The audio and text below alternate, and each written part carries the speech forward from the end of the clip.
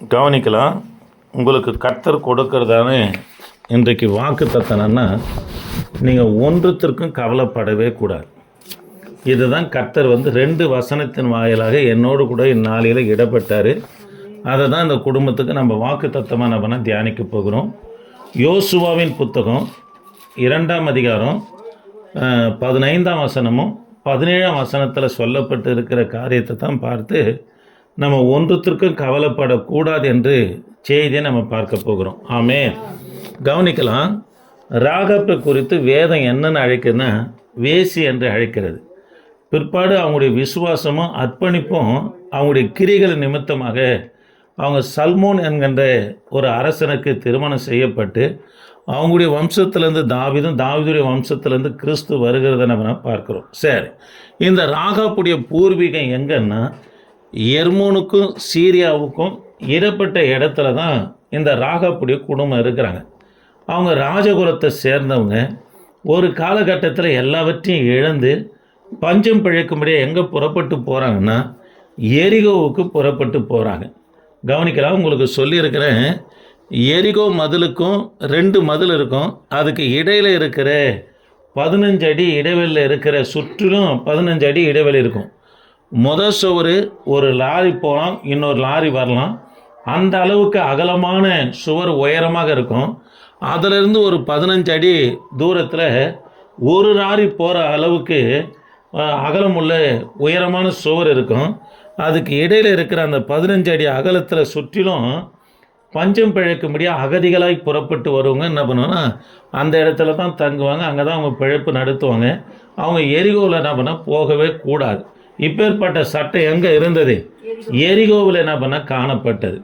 இப்போது இதே நம்ம எப்படி இலங்கையிலேருந்து அகதிகளாக புறப்பட்டு இந்தியாவில் தமிழ்நாட்டில் குடியேறாங்க, அதுபோல் அகதிகளாக போகிறவங்க அந்த 2 காமன் சோருக்கு இடையில தான் என்ன பண்ணால் குடியிருப்பாங்க. இது போல் பஞ்சம் பிழைக்க முடியாது போகிறவங்க யாருன்னு சொன்னால் இந்த ராகாப்பு. இந்த ராகாப்புக்கு ஒரு தம்பியும் ஒரு தங்கையும் பெற்றோர் இருக்கிறாங்க. மூத்தவ யாருன்னா ராகாப்பு தான். கவனிக்கிறீங்களா? இந்த ராகாப்பு சரியாக 16 வயது இருக்கும்போது தன் சரீரத்தை விற்று தான் தன் குடும்பத்தை நம்ம காப்பாற்றுகிறான். இப்படி இருக்கும்போது 21 வயதாகுது. நல்லா சமைக்க தெரியும். எப்படி இதிலேயே இருக்கிறது, எத்தனை நாள் அதாவது சரீரத்தை விட்டு தன் குடும்பத்தை காப்பாற்றுவது என்று சொல்லி அவங்க என்ன செய்தாங்கன்னு சொன்னால் பாருங்கள், போயிட்டு தனக்கு சம்மந்தப்பட்ட ஆட்களோடு அணுகி நான் இது போல் ஒரு ஹோட்டல் வைக்க போகிறேன்னு சொல்லி கேட்ட உடனே அந்த சுவற்றுக்கு மேலே சுவற்றுக்கு மேலே என்ன பண்ணாங்கன்னா அவங்களுக்கு ஒரு இடம் கொடுக்குறாங்க. அங்கே தான் யார் இருக்கிறாங்க? ராகாப்பு இருக்கிறாங்க. இப்போது யோசுவா வேவு பார்க்க முடியாது 2 பேர் அனுப்புகிறார். வேவு பார்க்குறவங்க அகதிகளாக இருக்கிற அந்த இடத்துல தான் சுற்றிங்கன்னு வராங்க. பசி உண்டானோடனே இங்கே எங்கே ஹோட்டலுன்னு கேட்டவுடனே ராகாப்புடைய வீட்டை கையை காட்டுறாங்க. ராகாப்புடைய வீட்டுக்கு என்ன பண்ணால் புறப்பட்டு போகிறாங்க. புறப்பட்டு போனோடனே ரோந்தில் இருக்கிற அதாவது எரிகோ பட்டணத்தை காக்கிற காவலாளிங்க உங்கள் வீட்டுக்கு வந்தாங்களே 2 பேர் யாருன்னு சொல்லி கேட்கறதுக்கு முன்பதாக அவங்கள எதன் வழியாக இறக்கி விட்டாங்க. வாசிக்கலாமா? இந்த 2 கயிறுகளை குறித்து தான் நம்ம பார்க்க போகிறோம். இந்த 2 கயிறுகளுக்கும் எபிரேய மொழியில் வெவ்வேறு அர்த்தங்கள் கொடுக்கப்படுகிறது. இதை குறித்து தான் நம்ம பார்க்க போகிறோம். வாசிக்கலாமா? பாருங்க, கயிற்றினால ஜன்னல் வழியாக என்ன பண்ணால் இறக்கி விடுறதுக்கு முன்பதாக சொல்கிறாங்க, ராகாப்புடைய விசுவாசம் என்னன்னா இவங்களை பார்த்த உடனே அறிந்து கொண்டாங்க.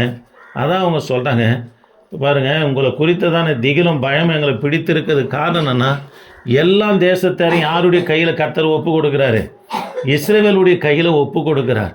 இவங்களுக்கு செய்யப்பட்ட காரியங்கள் எல்லாம் ராகாப்பு அறிந்திருந்தனால விசுவாசமான வார்த்தையை சொல்கிறாங்க. உங்களை குறித்ததான பயமாக நடுக்கமே எங்களை என்ன பண்ணியிருக்குது? பிடித்திருக்கிறது. நிச்சயமாக கர்த்தர் இந்த எரிகோ பட்டணத்தை உங்கள் கையில் ஒப்பு கொடுப்பார்.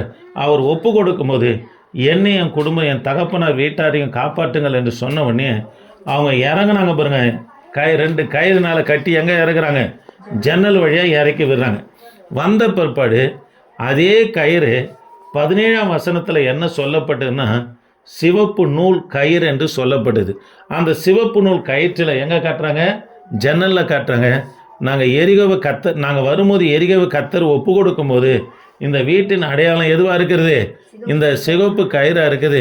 இதன் வாயிலாக உன்னையும் உன் தகப்பு வீட்டாரையும் நாங்கள் தப்புவிப்போம் என்று சொல்கிறாங்க. சரி, இந்த 15ஆம் வசனத்தில் இருக்கிற யோசுவாவின் புத்தகம் 2ஆம் அதிகாரம் 15ஆம் வசனத்தில் இருக்கிற அந்த கயிற்றுக்கு பேர் கேப்பேல். சொல்லுங்கள். எபிரேய சொல் என்னன்னா கோப்பேல் தானே. பாருங்க, கேப்பேல். சொல்லுங்கள். கேப்பேல் அப்படின்னு சொன்னால் தேவ பிள்ளைகளை அதனுடைய பொருள் என்னன்னா கவலை, கண்ணீர், சோர்வு, சோகன்னு அர்த்தம். பாருங்கள், அதே கயிற்றுக்கு அதாவது 17ஆம் வசனத்தில் 2:17 என்ன சொல்லப்படுனா திக்வா. சொல்லுங்கள் பார்க்கலாம்.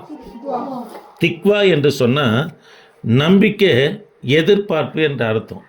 பாருங்கள், ராகப்புக்கு இந்த வேவுக்கார் வர வரைக்கும் கவலை இருந்து, கண்ணீர் இருந்து, சோகம் இருந்தது. ஒரு அழிவை காணுவோம், நம்ம தப்புவிக்க முடியாது, நம்ம இதிலேருந்து விடுவிக்க முடியாது என்ற ஒரு கவலை, கண்ணீர், சோகம் யாருக்கு இருந்தது? இந்த ராகப்புக்கு இருந்தது.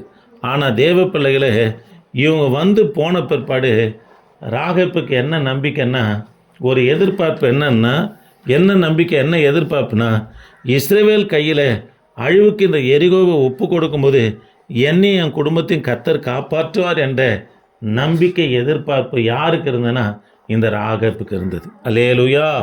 வேவுக்காரர் வருவதற்கு முன்பதாக அவங்களுக்கு என்ன இருந்தது?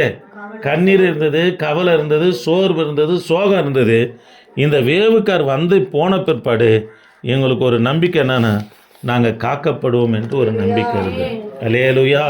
தேவ பிள்ளைகளே, இயேசுவை நம்ம சொந்த இரட்சகராக ஏற்றுக்கொள்வதற்கு முன்பதாக நமக்குள்ள கவலை, கண்ணீர் எல்லாத்துக்கும் ஒரு சோகமாக மூலையில் உட்காருவோம். அந்த நாட்கள்லாம் நம்ம குடும்பத்தில் கூட ஆயாமாரு, அம்மாமாருங்க போய்ட்டு ஓன்னு அழிவாங்க. அக்கம் பக்கத்தில் இருக்கவங்க வாயை அடைப்பாங்க. காரணம் என்னென்னா அவங்க சோகத்து நிமித்தம் என்ன பண்ணாங்க? அழுகுறாங்கன்னு சொல்லுவாங்க. தேவ பிள்ளைகளே, இயேசு கிறிஸ்துவை ஏற்றுக்கொண்ட பிற்பாடு நம்ம ஒன்றுத்துக்கும் கவலைப்படக்கூடாது. நமக்கு ஒரு எதிர்பார்ப்பு இருக்கணும், ஒரு நம்பிக்கை இருக்கணும். கர்த்தர் எனக்காக யாவையும் செய்வார். அல்லேலூயா. பாருங்க, அந்த வேவுக்கார் வருவதற்கு முன்பு அவங்களுக்குள்ள என்ன இருந்தது? அதான் கொப்பேல். கொப்பேல் என்று சொன்ன என்ன சொன்னேன்? கேப்பேல். கேப்பேல் என்று என்ன சொன்னேன்? கவலை, கண்ணீர். அதே கயிறு தான் அதுக்கு கேப்பேல் என்று வருது. அதே கயிறு, சிவப்பு கயிறு நூலுக்கு அதுக்கு என்ன பெயர் வருது? திக்வா. திக்வா என்று சொன்னால் நம்பிக்கையோடு எதிர்பார்ப்பது. அப்போ தேவ பிள்ளைகளை ஆண்டுக்குள்ளே வந்த பிற்பாடு நமக்குள்ளே கவலையே இருக்கக்கூடாது. ஒரு எதிர்பார்ப்பு இருக்கணும், ஒரு நம்பிக்கை இருக்கணும். என் வாழ்க்கையில் கர்த்தர் அற்புதம் செய்வார், என் பலவீனங்களை நீக்குவார், எனக்கு அதாவது வாசலை திறப்பார், எனக்காக யாவற்றையும் செய்து முடிப்பார் என்ற ஒரு நம்பிக்கை, எதிர்பார்ப்போடு இருக்கணும். இதை தான் நீதிமொழிகளில் கூட சாலமோன் சொல்கிறாரு. பாருங்கள், உன் நம்பிக்கை என்ன பண்ணாது? வீண் போகாது என்று கர்த்தர் அப்படின்னா சொல்கிறார். கவலைப்படுக இதே காரியத்தை தான் எகிப்திலையும் கர்த்தர் அப்படின்னா சொல்கிறார். நிலக்கால்களில் ரத்தத்தை பூச சொல்கிறார். ரத்தத்தை பூசினோடனே சங்காரத்தூதம் புறப்பட்டு போகிறார். புறப்பட்டு போகும்போது பாருங்கள், சங்காரத்தூதம் புறப்பட்டு போகிறார். புறப்பட்டு போகும்போது எந்த நிலக்கால்களில் கர்த்தருடைய ரத்தம் பூசப்பட்டிருக்குதோ அந்த வீட்டை கடந்து போயிட்டு ரத்தம் இல்லாத வீட்டில் சங்காரத்தை உண்டு பண்ணுகிறார், வாதியை உண்டு பண்ணுகிறார். அப்போ ரத்தம் பூசப்பட்ட வீட்டில் என்ன ஒரு நம்பிக்கை, எதிர்பார்ப்புன்னா எங்களை கர்த்தர் காப்பாற்றுவார். அல்லேலூயா. அதனால் ஆண்டுக்குள்ளே இருக்கிற பிள்ளைகளுக்கு கவலை, கண்ணீர், சோகம் இருக்கவே கூடாது. எதிர்பார்ப்போடு நம்பிக்கையோடு இருக்கணும். கர்த்தர் எப்போ வேணாலும், எந்த நிமிஷத்தினாலும் கர்த்தர் அற்புதங்களை செய்வார். அல்லேலூயா. இதனால்தான் நீங்கள் மத்தேயு சுவிசேஷ புத்தகம் மலைப்பிரசங்கத்தில் சொல்கிறார் பாருங்கள், 6ஆம் அதிகாரம் 27 நீங்கள் வாசித்து பார்ப்போன்னா சீஷர்களுக்குள்ள கவலை. என்ன கவலைன்னா ஆண்டவர் சொல்கிறாரு, ஒரு வஸ்திரம் போதும், ஒரு கை கோல் போதும், ஒரு பாதரட்சை போதும்ன்றாங்க. பேதர்களும் கவலையாகி போச்சு. ஏன்னா 2 போட்டை விட்டோம், வலையை விட்டோம், மீனை விட்டோம், உம்மை நம்பி வந்தான்னா ஆண்டவரே ஒரு வஸ்திரம் போதும், ஒரு தடி போதும். யூதருங்க எப்போவுமே வெளியே போகும்போதும் வரும்போதும் கையில் ஒரு தடியோடு தான் போவாங்க. ஏன்னா அந்த நாட்களில் காட்டு வழியாக, கழனி வழியாக போகும்போது துஷ்ட மிருகத்திலிருந்து தன்னை பாதுகாத்து கொள்வதற்கு அவங்க கையில் ஆயுதம் இருந்தால் தான் அவங்களுக்கு தைரியம் இருக்கும். அதனால தான் ஆண்டவர் சொல்கிற உங்களுக்கு ஒரு கைக்கோல் போதன்றார். இது வருத்தமாக இருந்து அப்போ தான் ஆண்டவர் உதாரணத்துக்கு எதை சொல்கிறாரு? ஆகாயத்து பறவைகளை பாரு, காகம் விதைக்குதா, அறுக்குதா, கலைஞத்தில் கொண்டு வந்து சேர்க்குதா? இல்லையே, பரமபிதாத பிழைப்பூட்டுகிறார் என்றார். ஆமே. அதனால் தேவ பிள்ளைகளை நம்ம ஒன்றுத்திற்கும் கவலைப்படவே கூடாது. நமக்கு தேவையானதை கர்த்தர் நிச்சயமாக தருவார். அந்த எதிர்பார்ப்போடு காத்திருக்கணும். டிஎல் மோடியுடைய சம்பவத்தை கூட உங்களுக்கு சொல்லியிருக்கிறேன் பாருங்கள். அவர் சபையோடு கூட சுவிசேஷ ஊழியத்தோடு கூட அவர் ஆசிரமங்களை வச்சு நடத்தி கொண்டு இருந்தார். ஒரு நாள் பிள்ளை காலையிலையும் சாப்பாடு இல்லை, மதியத்தையும் சாப்பாடு இல்லை, இரவுலையும் சாப்பாடு இல்லை. குழந்தைங்க பசியும் பட்டினமாக அந்த ஆசிரமத்தில் இருக்கிற பிள்ளைங்க இருக்குது. டிஎல் மோடி ரொம்ப கவலையோடு காணப்பட்டார். அப்போது அவங்க மனைவி கருப்பு வஸ்திரம் போட்டுன்னு வந்து நின்னாங்க. ஏம்மா உனக்கு என்ன ஆச்சு, கருப்பு வஸ்திரம் போடுங்க. இல்லையா, ஏசுநாதர் செத்துட்டாரு. ஏன் அப்படி சொல்கிற? இல்லையா, நீங்கள் எப்பவுமே இவ்வளோ சோகமாக கவலையாக இருந்து நான் பார்த்ததில்ல.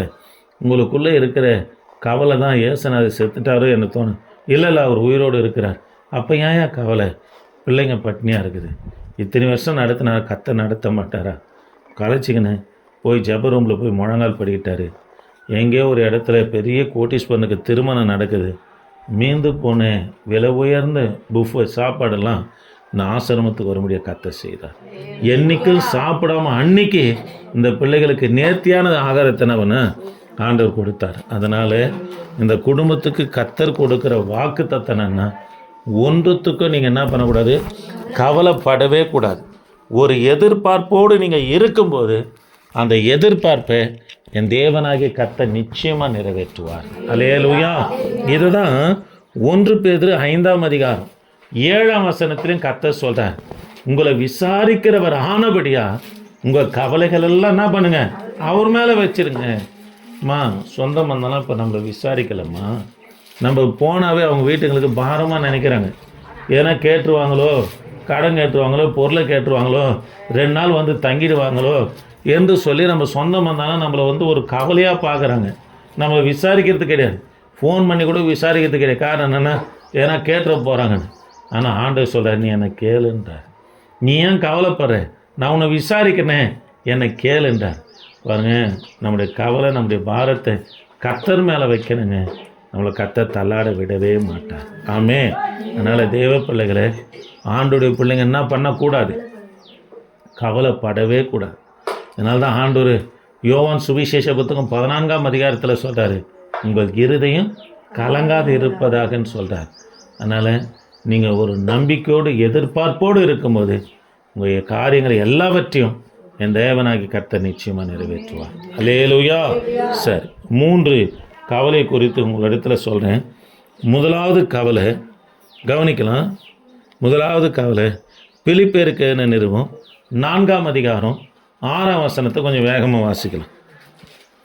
அதனால் உங்களுக்கு என்ன இருக்கணும், நம்பிக்கை இருக்கணும். பயமா நம்பிக்கை இருக்கணும், எதிர்பார்ப்பு இருக்கணும். என் தகப்பன் எல்லாவற்றையும் செய்வார். அல்லேலூயா. எல்லாவற்றையும் எனக்கு செய்வார் என்ற ஒரு நம்பிக்கை எதிர்பார்ப்போடு தான் நீங்கள் இருக்கணும். வாசிங்கம்மா. நீங்க ஒன்றுத்திற்கும் கவலைப்படாம பாருங்க, பவுல் இப்போ எங்க தெரியுமா இருக்கிறாரு, ரோமாபுரி சிறைச்சாலையில் இருக்கிறார். பிலிப்பு சபைக்கு உண்டான நெருக்கத்தை குறித்து கேள்விப்பட்டு நிருபம் எழுதுறார். சந்தோஷமா இருங்க, சந்தோஷமா இருங்கன்றார். பாருங்க, சிறைச்சாலையில் இருக்கிறவன் கடிதம் எழுதலாம், ஆனால் அவன் எழுதக்கூடாது. ஏன்னா உள்ளே இருக்கிற ரகசியத்தை வெளியே சொல்லிட போகிறாங்கன்னு சொல்லி, அரசாங்க ரகசியம் வெளியே போயிடுன்னு சொல்லி காவல் அதிகாரி எழுத கைதி என்ன பண்ணால் சொல்லணும். சந்தோஷமாக இருங்கன்னு சொல்கிறாரு. காவலாளி நிறுத்திட்டு பவுலை உத்து பார்க்குறார். ஏன்னா இவரே சந்தோஷம் இல்லாமல் விலங்குனால் அடப்பட்டு இருக்கிறார். அப்போது நிறுத்தினோடனே தான் திரும்பவும் சொல்கிறேன், சந்தோஷமாக இருங்கள் என்று எழுதினார். அது அப்படியே என்ன பண்ணுறாரு, அந்த காவலாளி என்ன பண்ண எழுதுகிறார். இப்போ அவர் தான் சொல்கிறார், பிலிப்பு சபையை பார்த்து, ஒன்றுத்திற்கும் நீங்கள் என்ன பண்ணக்கூடாது, கவலைப்படக்கூடாது. எல்லாவற்றையும் ஸ்தோத்திரத்தோடு கூட துதியோடு யாருக்கு தெரியப்படுத்து, தேவனுக்கு தெரியப்படுத்துங்க. அப்பொழுது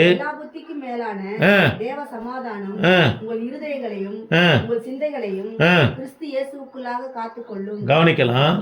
தேவ பிள்ளைகளை ஒன்றுத்துக்கும் கவலைப்படக்கூடாது. ஸ்தோத்திரத்தோடு கூட ஜபத்தோடு கூட நீங்கள் தேவனுக்கு தெரியப்படுத்துவீர்கள்னா, இன்னொரு மொழிபெயர்ப்பில் என்ன சொல்லப்படுனா, நீங்கள் அறியாதது எட்டாதமான பெரிய காரியங்களை கர்த்தர் செய்வார். என்ன செய்வார்? நீங்கள் அறிஞ்சிருக்க மாட்டீங்க, உங்கள் சிந்தனையில் தோண்டி இருக்காது. அப்பேற்பட்ட நீங்கள் எதிர்பார்க்காத காரியத்தை எதிர்பாராத நேரத்தில் என் தேவனாகி கர்த்தர் செய்வார். ஆமென். அதுக்கு என்ன பண்ணோம்? அதாவது கவலைப்படக்கூடாது. உங்கள் தேவைகளை ஸ்தோத்திரத்தோடு துதியோடு கூட தேவனுக்கு தெரியப்படுத்தணும். அல்லேலூயா. ஆண்டவரே இப்படி இருக்குதுப்பா, அப்படி இருக்குதுப்பான்னு சொல்லி தேவனுக்கு தெரியப்படுத்தும் போது நிச்சயமாக என் தேவனாகி கர்த்தனை பண்ண செய்வார். ஆமென்.